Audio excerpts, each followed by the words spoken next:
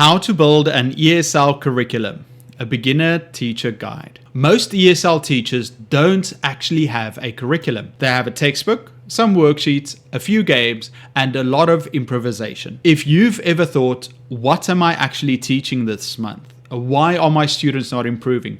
Or why does every lesson feel disconnected? The problem usually isn't your teaching. It's the lack of a clear curriculum. And the good news? A curriculum doesn't need to be complicated. It just needs structure, progression, and repetition. Today, I'm going to show you exactly how to build one step by step, and I'll build a real 12-week example with you as we go. Step 1. Start with the end goal. Before you open a textbook, before you choose a grammar point, before you print anything, ask one question. What should my students be able to do at the end of this course? Not what grammar they covered. What can they actually do in English? For example, in a lower intermediate 12-week course, a clear goal might be, by the end of the course, students can confidently talk about daily life, past experiences, and future plans in clear, simple English. Notice something important. That goal is about communication, not grammar rules. Beginner teachers often start with content. Strong teachers start with outcomes. If you don't define the destination, every lesson feels busy but unfocused. Once you define the goal, everything becomes clearer. Step 2. Choose the core language. Not everything. Now we work backwards. If students need to talk about daily life, the past, the future, what grammar is absolutely essential? For this level, present simple, past simple, go to, will, basic opinion language, should, shouldn't, and that's enough. Here's where beginner teachers make a big mistake.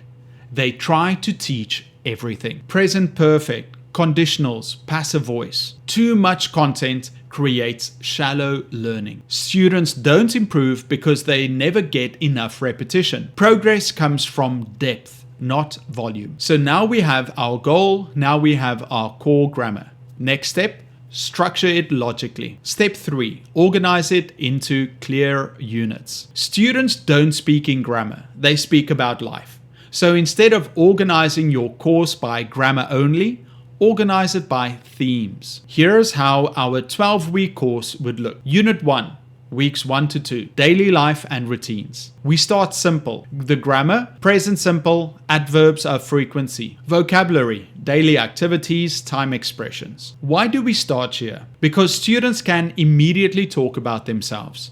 When learners talk about their real life, confidence grows quickly, and confidence early in a course is powerful. Inside this unit, every lesson connects. First, we teach routine vocabulary, introduce the present simple tense, practice controlled sentences, move into speaking, describe your weekday, add listening, someone describing their routine, short writing, my typical day. Notice something important. Grammar, vocabulary, speaking, listening, and writing are connected inside the same topic. That's curriculum design, not random activities. Unit 2, weeks 3 to 4, past experiences. Now we build naturally. Students can talk about today. Now they talk about yesterday. The grammar is past simple, regular and irregular verbs. The vocabulary, travel and experiences, important events. The speaking tasks, my last vacation, a memorable day, and timeline storytelling. Why this works?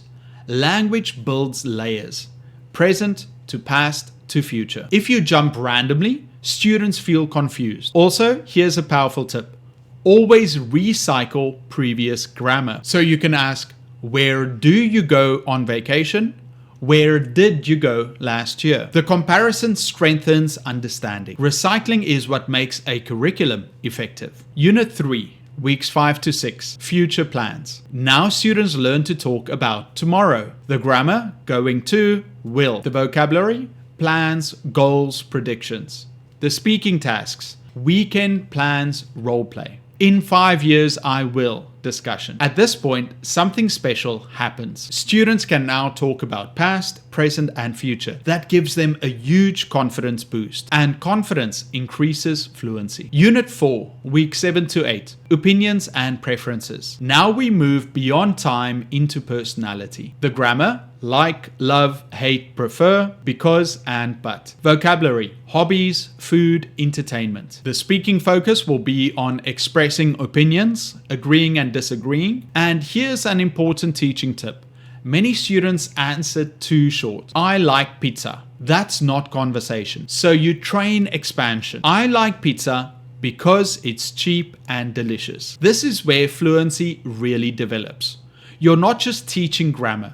You're teaching students how to speak longer and more naturally. Unit 5, weeks 9 to 12, problems and advice. Now we move into real communication. The grammar: should, shouldn't, and imperatives. Vocabulary: everyday problems, speaking tasks, advice role plays, problem-solving discussions. This stage is important because real communication is interactive. Students can now react, suggest, ask follow-up questions, and that's real-life English. Unit 6, weeks 11 to 12, review and fluency. This is where most teachers fail. They finish the book and move on. But without review, students forget. Instead, the final unit recycles everything. Mixed tense speaking, longer discussions, presentations like my life story. Review isn't repetition for boredom. It's repetition for retention. Language sticks through repeated use over time. Step 4. Connect everything inside each unit. A week curriculum separates skills.